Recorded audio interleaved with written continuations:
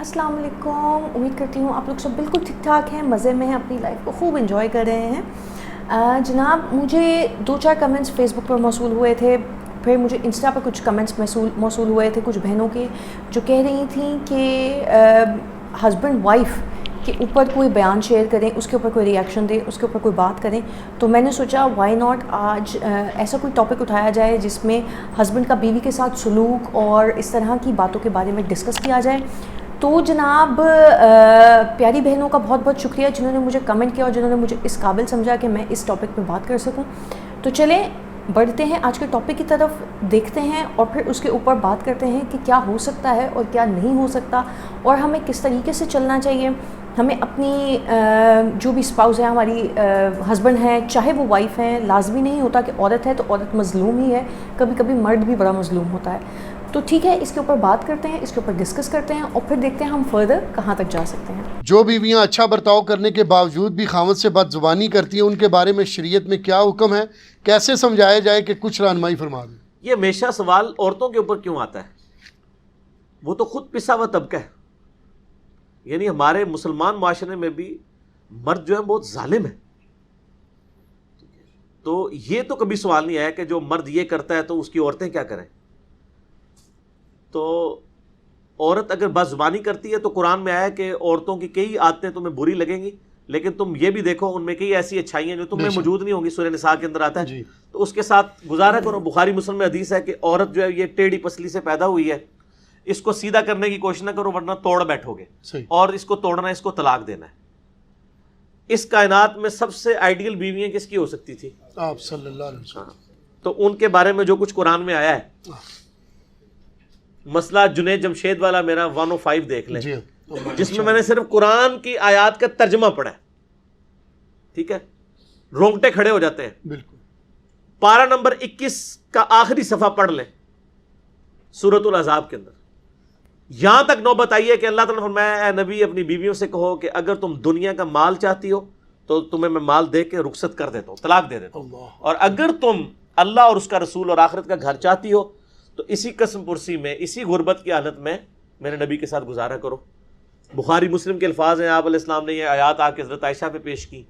उन्होंने रोना शुरू कर दिया, उनका मैं अल्लाह उसका रसूल और आखिरत का घर चाहती हूँ। हालांकि नबी अलैहिस्सलाम फरमाया अपने बाप से मशवरा कर लो, देख लो, जिस तरह बेहतर समझती हो, मैं तुम्हें छोड़ देता हूँ। आप सल्लल्लाहु अलैहि वसल्लम को भी दुनियावी इतबार से अपनी बीवियों से तकलीफ उठानी पड़ी, तो बाकी तो फिर किस खाते में? कोई नहीं। तो ये आजमाइश है सर।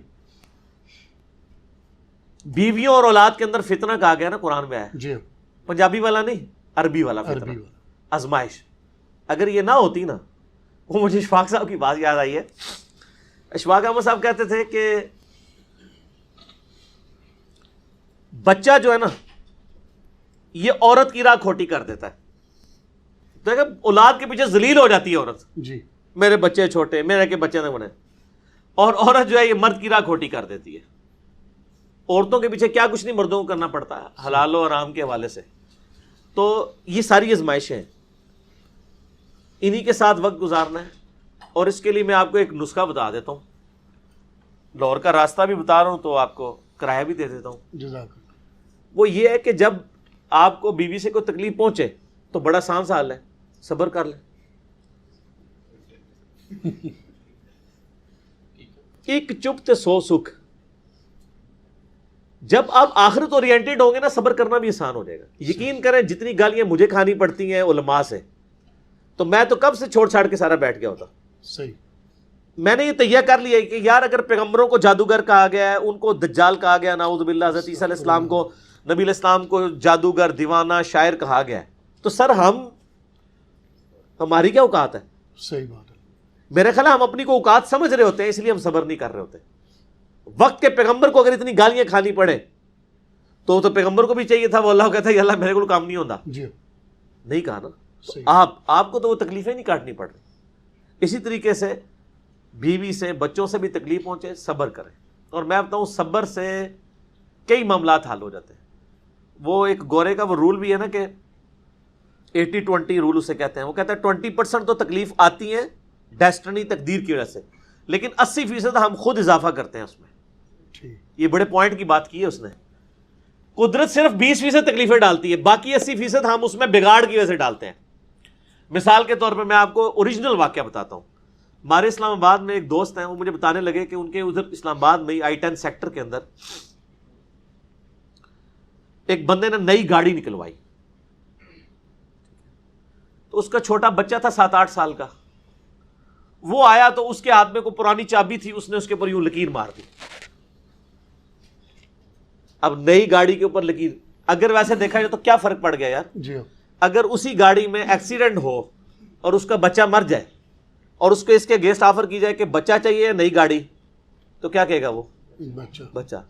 اسی بچے نے زندہ حالت میں اگر اس کے اوپر یوں مار دی، ایک لائن ہی پڑی ہے نا، وہ ٹھیک بھی ہو جائے گی، وہ پوری بھی تباہ ہو جائے، بچے کا ایکویلنٹ تو نہیں. اس کو اتنا غصہ آیا، اس نے اس بچے کو دھکا دیا، وہ بلندی سے نیچے گرا، اس کا شولڈر نیچے جا کے لگا، وہ اتنا ڈیمیج ہوا کہ اس میں پھر پیپ پڑ گئی، حتیٰ کہ اس کا یہ بازو کاٹنا پڑ گیا. تو یہ جو تکلیف تھی اس کا 20% تو اللہ کی طرف سے آیا تھا نا، 80% تو اس نے خود کیا.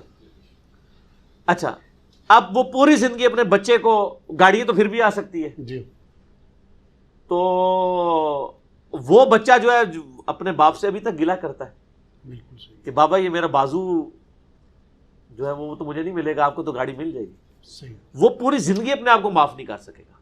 اسی طریقے سے بعض اوقات لوگ آفس سے لیٹ ہو رہے ہوتے ہیں تو جناب اوور سپیڈنگ کرنا شروع کر دیتے ہیں. بندہ نیچے آ سکتا ہے، بندہ نیچے آ جائے، مر جائے یا اتنا بڑا نقصان اٹھانا پڑ جائے، تو بعد میں آپ کہیں گے یار اس سے تو بہتر تھا میں اگر لیٹ ہوا تھا تو میں دفتر سے چھٹی کر لیتا. یہ عذاب جو میں نے ڈال لیا اپنے اوپر، یہ بہت بڑا ہے. جی ٹھیک ہے، ایک دفتر سے لیٹ ہونے کی وجہ سے اتنی آپ نے تکلیف کاٹی، وہ 20% آپ پہ آئی تھی، 80% آپ نے خود ڈال لی اپنے اوپر. آپ زندگی، یہ ساری باتیں میں یعنی یہ میں صرف آپ کے سامنے نہیں کر رہا ہوں، میں پریکٹیکلی اپنے اوپر اپلائی بھی کرتا ہوں. میں اپنی بیوی کو بھی، بچوں کو بھی اس حوالے سے یعنی گائیڈ کرتا ہوں. اور میری زندگی اس چیز کا یعنی منہ بولتا ثبوت ہے کہ میرے اوپر جب بھی اس طرح کے معاملات آتے ہیں نا، تو میں الحمدللہ صبر کی روش اختیار کرتا ہوں کہ مزید کوئی معاملات نہ بگڑے. خاموشی اختیار کر لیں. کوئی گالی دیتا ہے، کوئی آپ کو، مجھے مسجد سے پکڑ کے بھی لوگوں نے باہر نکالا ہے علماء نے، میں نے کبھی شی تک نہیں کی ہے، کوئی لڑائی جھگڑا نہیں کیا. آپ صبر کی روش اختیار کریں. صبر، اور فیملی لائف کے لیے تو آپ کو صبر بہت ضروری ہے. عورتوں کا غصہ فوراً آتا ہے، ٹھنڈا بھی فوراً ہو جاتا ہے. صحیح. تو جب عورتوں کا غصہ ٹھنڈا ہو جائے، اس ہفتے اگر کوئی بدتمیزی کی ہے انہوں نے، تو آپ جو ہے نا ایک ہفتے کے لیے صبر کر لیں. اگلے ہفتے اسی دن ان کو بتائیں جو پچھلی دفعہ آپ نے کیا تھا، اگر یہ نہ ہوتا تو وہ بھی مان جائے گی مجھ سے غلطی ہوئی ہے. صحیح. لیکن اس وقت تو وہ نہیں مانے گی، اس وقت تو آپ بھی ماننے کے لیے تیار نہیں ہوں گے. جی ٹھیک ہے نا. ایٹ دا اسپاٹ تو کوئی بندہ اپنی غلطی ماننے کے لیے تیار نہیں ہوتا. تو صبر و شکر کے ساتھ زندگی گزارنی پڑتی. جزاک اللہ خیر. جو بیویاں اپنے آپ کو خاوند کے برابر سمجھے کہ اللہ نے ایک جیسا بنایا ہے، ان کے لیے کچھ رہنمائی فرما. تو ٹھیک سمجھتی ہیں، وہ ایک جیسا ہی بنایا ہے. مرد و عورت کو اللہ نے ایک جیسا ہی بنایا ہے اس حوالے سے کہ ہیومن ڈگنیٹی میں تو برابر ہے. جی. بلکہ عورتوں کا مقام تو کچھ زیادہ ہو جاتا ہے بعض اوقات. صحیح بخاری میں حدیث ہے، ایک صحابی نے آگے پوچھا یا رسول اللہ صلی اللہ علیہ وآلہ وسلم مجھ پہ سب سے زیادہ حق کس کا ہے؟ فرمایا تیری ماں کا. پوچھا اس کے بعد کہا تیری ماں کا، اس کے بعد کہا تیری ماں کا، چوتھی دفعہ کہا تیرے باپ کا. ٹھیک ہو گیا. تو حسن سلوک کی سب سے زیادہ حقدار تو وہ ہے. صحیح. ٹھیک ہو گیا. تو اس طرح کے معاملات میں دیکھیں تو عورتوں کو اللہ تعالیٰ نے پھر سنن نسائی میں حدیث ہے کہ تیری جنت تیرے ماں کے قدموں کے پاس ہے، یعنی ان کی خدمت کر کے. اور جلاد قسم کے جو خاوند ہوتے ہیں نا، وہ شادی کے بعد نا اپنی بیویوں کہتے ہیں اون تیری جنت میرے قدمہ کول ہے. ٹھیک ہو گیا نا. تو وہ مجازی خدا اور عجیب و غریب قسم کا کانسیپٹ بنایا ہوا ہے نا. ہیومن ڈگنیٹی میں برابر ہے. باقی قرآن یہ کہتا ہے الرجال قوامون علی النساء، مرد عورتوں پر حاکم ہے، اس حوالے سے کہ ان کے اوپر خرچہ کرتے ہیں. وہ مینیجریل پوائنٹ آف ویو سے دیکھا گیا ہے. صحیح. ظاہر مینجمنٹ میں تو 72 سیٹر گاڑی ہے تو ڈرائیور تو ایک ہی ہوگا نا. 72 بندے تو یہ نہیں کہہ سکتے کہ جی میں باری باری چلانا ہے، ایک نہیں چلانا ہے نا. جی. جس کو چلانا آتا ہے باقی اس کے پیچھے رہیں گے. اور وہ جو ڈرائیور ہے وہ یہ نہ سمجھ لے کہ میں اب جب جہاں مرضی ٹھوک دوں میرے ہاتھ میں اسٹیئرنگ ہے، نہیں. تو یہ ایک بہت یعنی ایک موٹی سی مثال ہے. تو عورت کی عزت کریں، عزت کروائیں گے. عزت نہیں کریں گے، میں آپ کو ایک مثال دے دوں کہ اگر ایک مرد خراب ہو جائے نا اس کو تو ٹھیک کیا جا سکتا ہے. صحیح. ایک عورت خراب ہو جائے اس کو سارے مرد مل کے بھی ٹھیک نہیں کر سکتے. بالکل صحیح. اس لیے عورتوں کے ساتھ پیار محبت کا رویہ رکھے. صحیح بخاری میں حدیث ہے, نبی علیہ السلام نے فرمایا میں اپنے بعد سب سے بڑی آزمائش تم پر تمہاری عورتیں بیویاں چھوڑ کے جا رہا ہوں. بخاری مسلم میں حدیث ہے, نبی علیہ السلام ایک دفعہ سفر میں تھے تو عورتوں کا قافلہ الگ سے آپ مینج کرتے تھے. تو وہ جو عورتوں کے اونٹ ہانک رہا تھا نا بندہ, اس کو نبی علیہ السلام بار بار کہتے تھے آہستہ آہستہ ہانکو, شیشیاں پڑی ہوئی ہیں اس پہ. اللہ اکبر. یعنی عورت کو اللہ نے صنف نازک بنایا نا, تو نبی علیہ السلام یعنی یہ چیز کا بھی ریگارڈ کرتے تھے. صحیح. تو اب مجھے بتائیں, جو اپنی بیویوں کو مارتے ہیں, ان کے اوپر تشدد کرتے ہیں, یہ اللہ کو کیا منہ دکھائیں گے؟ صحیح. اور اس کی وجہ سے بڑے یعنی میرے تک تو بڑے معاملات اس طرح کے پہنچتے ہیں, میں تو سوچ بھی نہیں سکتا کہ یعنی کبھی کوئی شخص اس طریقے سے بھی ظلم کر سکتا ہے. آپ کو اگر اللہ نے حاکم بنایا تو آپ اپنا حوصلہ بھی ویسا رکھیں. ٹھیک ہوگا جی. باقی یہ حدیث ہے بخاری مسلم میں کہ میں نے عورتوں کی کثرت دوزخ میں دیکھی ہے اپنی زبان درازی مردوں کے اوپر کرنے کی وجہ سے. وہ سر مرد بھی پھر اس طرح کے ہو نا جی, تو مرد بھی بہت سارے دوزخ میں جا رہے ہیں عورتوں پہ ظلم کرنے کی وجہ سے. صحیح بخاری میں حدیث ہے کہ ایک عورت بڑی نیک تھی, اس نے ایک بلی کو قید کر دیا کہ وہ بھوکی پیاسی مر گئی.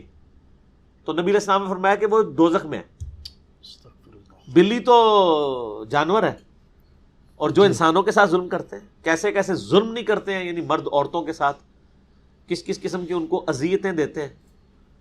اور خصوصاً ایسی عورتیں بیچاری جن کے یعنی پیچھے ماں باپ فوت ہو گئے ہوتے ہیں, بھائیوں کے یعنی وہ اس کے اوپر ہوتی ہیں, وہ پیچھے بھی نہیں جا سکتی, ادھر بھی ان کے اوپر پورا یعنی باہر کا غصہ اکٹھا کر کے نا وہ آ کے اپنی بیویوں پہ نکالتے ہیں. تو نبی علیہ السلام نے ویسے ہی تو نہیں فرمایا کہ تم میں سب سے بہتر وہ ہے جو اپنے بیوی بچوں کے لیے بہتر ہے. سر میری اپنی زندگی کا تجربہ ہے کہ جتنے خوش اخلاق میں نے باہر دیکھے ہیں نا, وہ اتنے ہی بد اخلاق ہیں اپنے گھر کے اندر, اللہ ماشاء اللہ. اور یعنی میں آپ کو پرسنل بتاتا ہوں, میں جتنا باہر ہوں نا بد اخلاق, اتنا ہی گھر میں ہوں. ٹھیک ہے, یعنی میں یعنی طبیعت میری تھوڑی سی اس حوالے سے ہے, یعنی وہ ظاہر ہے کہ یہ اسٹرکٹ طبیعت نہ ہو تو پھر مینیجبل فارم میں چیزیں نہیں چاہیے. یعنی کالج کے پرنسپل اگر سخت نہیں ہوگا تو وہ کالج تو نہیں چلا سکتا, وہ اس نے اڈاپٹ کرنی پڑتی ہیں اس کو چیزیں بعض اوقات معاملات کو. اور اس وجہ سے بعض اوقات کوئی ایسا ہوتا ہے, لیکن ایسا ہی یہ نہیں ہے کہ مطلب گھر جا کے تو مار کٹائی والا معاملہ ہے. اللہ کا شکر ہے نہ آج تک مارا ہے نہ مار کھائی ہے بیوی سے, ریکارڈ ہے ماشاءاللہ 14-15 سال کا. اور باقی یہ جو ہم کبھی اپنی مثال دے دیتے ہیں, یا میں اس کا یہ قطعاً مقصد نہیں ہوتا کوئی تکبر. میں بڑا حیران ہوتا ہوں کہ عمران خان صاحب جب کہتے ہیں نا میں کرکٹ کو سمجھتا ہوں, مجھے پتا ٹیم کیسے بنانی ہے, تو ان کو کوئی نہیں کہتا یہ بڑا متکبر ہے. وہ کہتے ہیں یار ٹھیک کہہ رہا ہے, اس کی فیلڈ ہے. تو سر میں نے بھی اپنی زندگی کے 25-30 سال بخاری مسلم پہ لگائے ہیں نا, الحمدللہ. تو جب میں یہ دعویٰ کرتا ہوں کہ میں یہ وثوق سے کہہ رہا ہوں کہ اس طرح کی کوئی حدیث بخاری میں نہیں ہے, مسلم میں نہیں ہے, یہ فلاں جگہ ہے, تو مجھے کہتے ہیں تکبر کر رہا ہے. میں اپنی فیلڈ, حالانکہ میرے دماغ میں تکبر ہوتا بھی نہیں ہے, میں اپنی وہ فیلڈ کی ایکسپرٹیز کا اظہار کر رہا ہوتا ہوں. اور میں حیران ہوتا ہوں کہ کرکٹر پہ کوئی نہیں بولتا, سیاستدان پہ کوئی نہیں بولتا. اگر کوئی مذہبی یعنی پیشوا اس حوالے سے کہ لوگوں کو دین سکھا رہا, وہ ایسی بات کہتے ہیں بڑا آکڑے ہوا ہے. آکڑا وہ بندہ ہے میرے بھائی کہ جب آپ کوئی ایسا شخص ہو جو عبادت بھی کروا رہا ہو اور آپ سے نذرانے بھی بٹور رہا ہو, اس کو آپ یہ باتیں کریں. جو آپ کو اپنی جیب سے کھلا رہا ہو, جتنے یہاں مہمان آتے ہیں ہر اتوار, آپ دیکھ لیں ہمارا ہزاروں کا خرچہ ہوتا ہے, تو سارا اپنی جیب سے اللہ کی مدد سے کریں, تو ہمیں تو حق پہنچتا ہے. لیکن ہم پھر بھی کسی کو ڈانٹتے نہیں ہیں, میں ویسے بتا رہا ہوں کہ نہ کوئی آئی نا. تو یعنی میری یعنی طبیعت پرسنلی میں یعنی میری طبیعت میں بہت زیادہ مزہ ہے, اور مزہ والا شخص ہی پھکیاں دے سکتا ہے, اینٹی وینم دے سکتا ہے, الزامی جواب دے سکتا ہے. ورنہ ہم سکا سڑا بندہ یہ کام نہیں کر سکتا.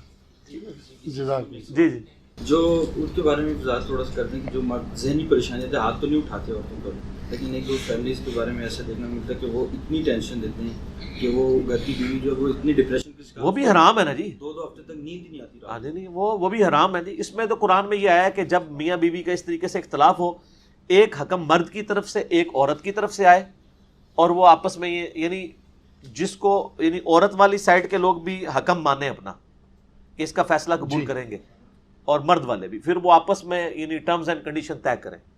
اور اگر آپ کو یہ اندازہ ہو جائے کہ یہ بیانڈ ریپیئر ہے, تو فوراً سے پہلے خلا کی طرف چلے جانا چاہیے, اگر یہ ساری چیزیں اسٹیبلش ہو جائے. یہ جو لوگ زبردستی نکاح چلاتے رہتے ہیں نا, ایک بچہ ہوا, 2 ہوئے, 3 4, پھر 10 سال کے بعد پھر بھی اولاد یہ ہو ہی جاتی ہے, تو اس وقت بڑا کام بگڑ چکا ہوتا ہے. صحیح, ٹھیک ہو گیا. اس لیے اس طلاق کو حلال رکھا گیا ہے, ناپسند ضرور ہے لیکن حلال ہے. کہ بسا اوقات جینوئنلی طلاق لینی پڑ جاتی ہے. ٹھیک. اسی طریقے سے بعض اوقات شادی کے بعد یعنی مرد جو ہے وہ یعنی یہ ابھی جو بے اولادی والے معاملات چل رہے ہیں اس میں اکثر اوقات یعنی مردوں کے ساتھ بھی اس طرح کا معاملہ نکل آتا ہے, صرف عورتوں کے ساتھ نہیں, بانجھ پن مردوں میں بھی بانجھ پن ہوتا ہے. تو وہ تو بہت کم ہوتا ہے کہ ان کی بیویاں طلاق لے لیں, بے شک, لیکن ادھر مرد جو ہے وہ دوسری تیسری کے لیے ایڑیاں اٹھا اٹھا کے دیکھ رہا ہوتا ہے. ٹھیک ہو گیا, تو یہ بھی تو دیکھنا چاہیے. اور میں کہتا ہوں اکثر ایک عورت جس کا مرد بیمار ہو جائے پوری زندگی اس کی خدمت کرتی رہتی ہے, بالکل, اور اس کے اگینسٹ اگر عورت بیمار ہو جائے تو مرد تو جناب دوسری تیسری شادی چھپا کے کر بیٹھتا ہے. تو پھر دیکھ لیں آپ فرق کتنا ہے. دوسری طرف یہ مجازی خدا بنے ہوئے جعلی قسم کے, اور حالت یہ ہے. تو پھر سر خدا آپ کو بڑا شوق ہے بننے کا مجازی, تو پھر خدا والا حوصلہ بھی رکھے نا.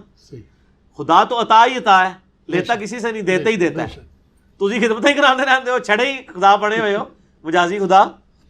ٹھیک ہو گیا. تھوڑا سا آپ لوگوں کو اپنے اوپر بھی غور کرنا چاہیے. میں بھی ایک عورت ہوں, میں یہ نہیں کہہ رہی ہوں کہ میں عورتوں کے خلاف ہوں, میں بالکل قطعاً عورتوں کے خلاف نہیں ہوں. ایٹ لیسٹ حق بات کریں, سچ پہ بات کریں. یہ بہت غلط بات ہے جو عورتیں یہ تصور کرتی ہیں کہ ہم اپنے تھکے ہارے شوہر کو آئے گا, وہ اس کو ہم بتائیں گے کہ فلاں فلاں فلاں ہمارے ساتھ معاملہ ہوا ہے, اور وہ سیدھا چل کے ہمارے ساتھ لڑنے جھگڑنے شروع کر دے گا. ایسا نہیں ہوتا. اگر آپ چاہتی ہیں کہ آپ کا شوہر آپ کے ساتھ چلے, آپ کی ہر بات پر یقین کرے, تو آپ کو بھی تو ویسا بننا پڑے گا نا. آپ کو بھی تو اتنا ٹرسٹ وردی اپنے شوہر کے سامنے اپنے آپ کو پروو کرنا پڑے گا. آپ کا شوہر آتا ہے, آپ کا شوہر سب سے زیادہ امپورٹنٹ آپ کے لیے ہے, وہ آپ کا ساتھی ہے, اس نے آپ کے ساتھ رہنا ہے.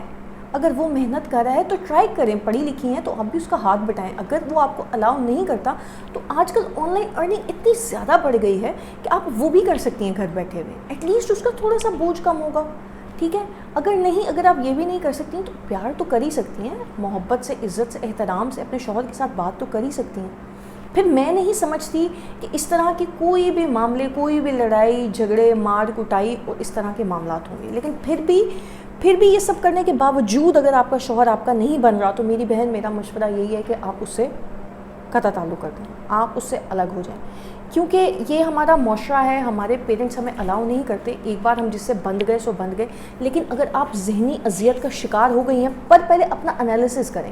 اگر آپ کو لگتا ہے کہ یہ سارا کچھ کرنے کے بعد, اپنے شوہر کا ہر قدم پہ ساتھ دینے کے بعد بھی آپ کا شوہر آپ کا نہیں بنتا, اور وہ آپ کے ساتھ مار کٹائی کرتا ہے, یا آپ کے ساتھ ٹھیک سلوک نہیں ہے اس کا, یا آپ کو ایسا لگتا ہے کہ وہ باہر کسی کے اندر انٹرسٹڈ ہے, تو آپ اپنا راستہ پیار, محبت اور عزت احترام کے ساتھ الگ کر لیں.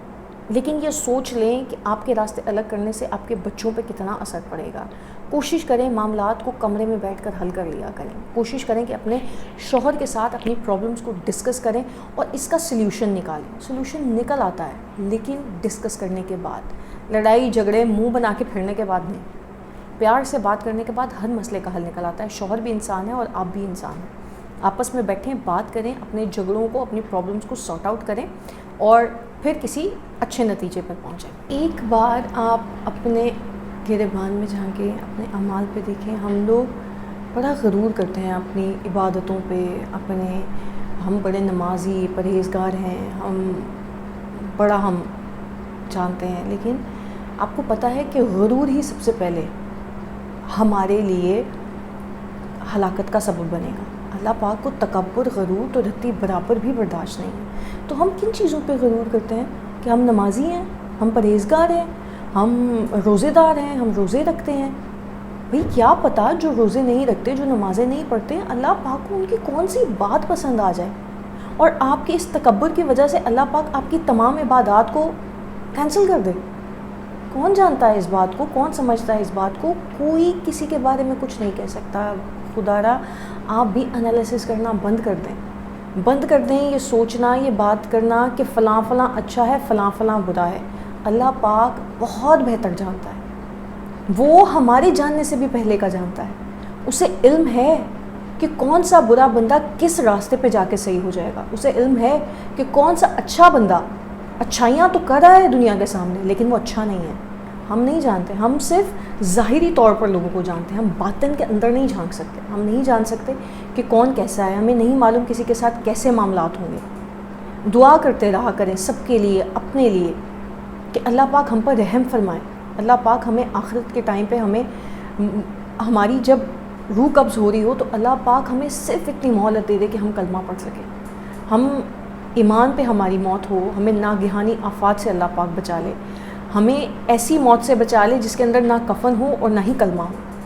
اللہ پاک ہمیں معاف کرے. سب کے لیے دعا کیا کریں, اپنے لیے دعا کیا کریں, اپنے عزیزوں کے لیے دعا کیا کریں, اور میرے لیے بھی دعا کیا کریں کہ اللہ پاک میرے لیے بھی آسانیاں پیدا کرے, میری بھی جو مشکلات ہیں, جو پریشانیاں ہیں, اور جو بھی کچھ ہے اللہ پاک اس میں آسانیاں کرے, اور اللہ پاک مجھے بھی مزید اچھا ہونے کی توفیق عطا فرمائے.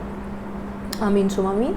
امید کرتی ہوں آپ کو آج کا ریاکشن اور آج کا ٹاپک اچھا لگا ہوگا. اس ٹاپک کے بارے میں کمنٹس میں مجھے ضرور بتائیے گا, لازمی کمنٹ کیا کریں, مجھے آپ کے کمنٹس پڑھ کے بہت اچھا لگتا ہے. بیڈ کمنٹس کو ذرا اوائڈ کیا کریں کیونکہ اچھا نہیں لگتا. آپ لوگ اچھے لوگ ہیں, پڑھے لکھے لوگ ہیں, آپ اچھی فیملی سے بلانگ کرتے ہیں, آپ کا ایک کمنٹ بہت سارے لوگ پڑھتے ہیں. تو ٹرائی, آپ اگر سمجھا رہے ہیں, اگر آپ کوئی کسی بات میں آپ ایڈوائز کر رہے ہیں تو ٹرائی ٹو بی پولائٹ. آپ کی ایڈوائز مجھ تک آ جاتی ہے, آپ کی بات مجھ تک آ جاتی ہے, اور میں ٹرائی کرتی ہوں کہ میں اس پر عمل کروں. یاد آیا ایک بھائی نے یہ کہا تھا کہ میری وائس میں تھوڑا سا ڈسٹورشن آتا ہے. ڈسٹورشن آنے کی وجہ یہ ہوتی ہے اس کی کیونکہ یہاں پر فین آن ہے, فین چل رہا ہے, اس کی وجہ سے تھوڑا سا وائس میں شور آتا ہوگا, آپ کو محسوس ہوتا ہوگا کیونکہ گرمی بہت زیادہ ہے اور فین کے بغیر اور گزارا نہیں ہوتا. بے شک میں اسی کے بالکل سامنے بیٹھی ہوتی ہوں لیکن پھر بھی اگر فین نہ چلاؤں تو وہ گرمی فیل ہوتی ہے. تو اس وجہ سے باقی آئی ٹرائی کہ میں اس کو بھی تھوڑا سا کم کر سکوں, اور پھر ملیں گے کسی نیکسٹ ریئیکشن کے ساتھ, کسی نیکسٹ ویڈیو کے ساتھ. تب تک کے لیے مجھے دیجیے گا اجازت. اللہ حافظ.